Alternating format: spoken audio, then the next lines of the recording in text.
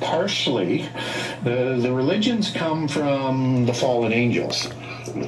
And so they're known, as pantheons, right? And they have a similar pantheon all around the world. It's the same hierarchy. It's the same wandering stars of the seven that are the major ones. They just have different vernacular names. So I think there was sort of one common main pantheon, a lot of sub-pantheons around the world. So these are fallen angels. So Zeus is a fallen angel. His father Kronos is a fallen angel. So the best way I can bring that back to the Bible is the Canaanite pantheon. El is the parent god. Yes. Baal is the offspring god, as with Mot, and both created giants. El before the flood, Baal and Ashtaroth after the flood create the Rephaim. And in the Ugaritic text, they're doing fertility rituals to bring Baal and Ashtaroth back. They don't explain where they are, but they need to come back. I know where they are. They created giants after the flood, so they're in the abyss too, just like the parents went there.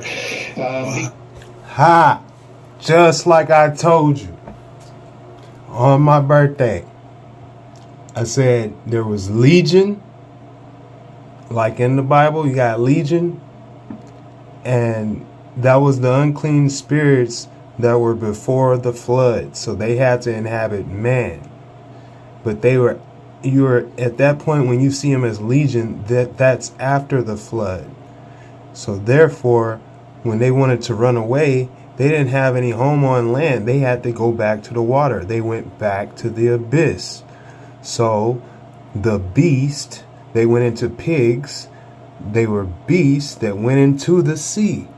So then in Revelations, they come again as the beast out of the sea, as not legion, but religion. Because they're having fertility issues after the flood versus the ones before the flood had no fertility issues. So again, they're distinct, not only in name, not only in time, but in terms of some of the characteristics. And like I said, there's other ways that you know that I'm telling the truth, because the word says so. Look, they even wrote books called 10,000 Leagues Under the Sea. What's a league? Let you know about legions. All right, legion. 10,000 leagues under the sea. 10,000, I'm figuring is another name for Satan, because his hand has to thaw out, and they call him 10. Because you're not even supposed to say the word 10 or whatever, and he likes to take the word 10 and call it himself. 10 is, I guess, a holy name. He takes names of blasphemy that he's counterfeit. He tries to sit in a place that's not his. He wants to sit in the most highest place. So, yeah, his hand is frozen down in Antarctica.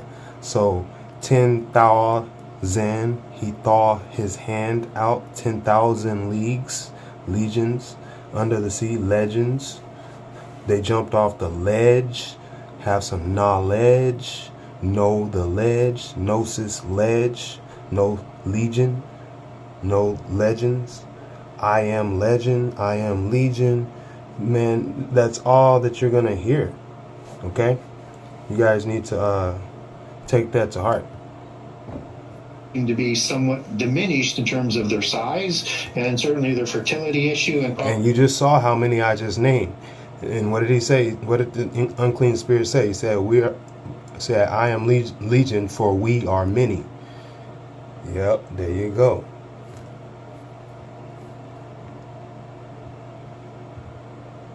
Some other of the strengths. Is that why you see so many Asherim poles then, sort of in homage to the fertility then? Partially because they want to bring back more of the demigods. That's part of that whole, it's a religion of giants, right? Yeah. They're the demigod representatives as offspring, the giants are, to run the religions and to run the governance for the pantheon of gods. And so you have this term in the Bible that people probably haven't really recognized from the King James Version Bible is called the terrible ones. Yes. Branch of the terrible ones in Isaiah 25 that's going to be destroyed at the foot of a mountain in the end time.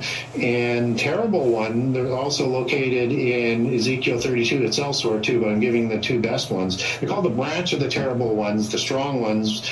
And in Ezekiel 32, you have Pharaoh talking to these terrible ones that are already in the sides of the abyss in the prison. The ones who are slain for being the terrible ones on earth. Terrible one, Erit, in its singular format, but because there's one as it's translated, it should be translated as Iratim, the terrible ones, right?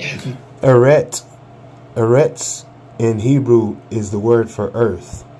What we say in English, when we say earth, we get that from Hebrew. Hebrew, the word for earth came before earth, before what we say in English.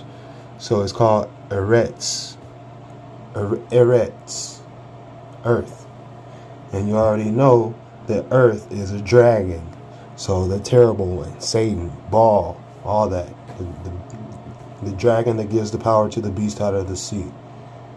These are... He's the fallen archangel Lucifer.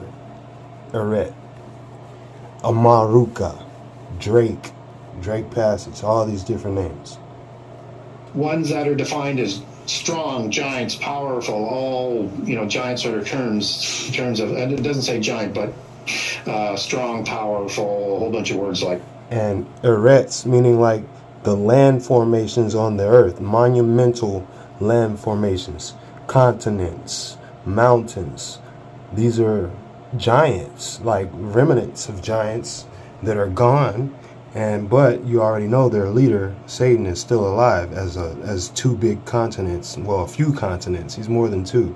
That's just his wings. The South American Antarctica. You got to see the rest of his body is New Zealandia and all this other stuff coming up out the water. But it's describing these bloodlines and these kings of these nations, and so they have, as part of their definition, a fertility issue. They're childless or infertile, and so generally I think referring to the females. So I think even though God knows that giants are going to show up after the flood, because he leaves free choice even for the fallen angels and to do what they want for a time within certain rules and regulations, he's going to ensure that they can't multiply in huge numbers like they did before the flood. They're going to have this difficulty, so they have to take in humans because of that. Otherwise, they're going to go extinct. Sure. Wow. I just had a thought here, and I'm sure it'll come back to me at some point. When you were mentioning when you mentioned the angels that fell, I think it's an important thing to touch on just briefly here, because a lot of people they read about Jude, and they read about the angels who sinned being held inside the abyss until the end of days, until the great and terrible day of the Lord. And a lot of people try and associate that with, okay, well they fell, they sinned, so that's the same angels, but it's incorrect. The sin that they're talking about in Jude is specifically talking about those angels who disrobed from their Oikotirian to engage in sexual intercourse with humans to then create the Nephilim. So I think it's important that for people to know that though that third of angels fell, not all of them committed to this sexual sin for that first insurgence of the Nephilim. And not all of them that were left. Yeah. And so, in the second incursion. So that means there's other fallen angels not in the abyss by extension. Yeah, because the question was, people have asked, okay, so you had Nephilim before the flood. Well, how did they get here after the flood? Well, pretty simply put, more angels decided for the sake of their unrighteous cause, they were going to disrobe and commence the jiggling. In polytheism, the offspring gods overthrow the parent gods, and they kill them. You can't kill something that's immortal. Maybe God can, but angels can't. Yeah. So what happens is that they have their own rebellious Saba, host of heaven, army, rank, and order. So they would just move up.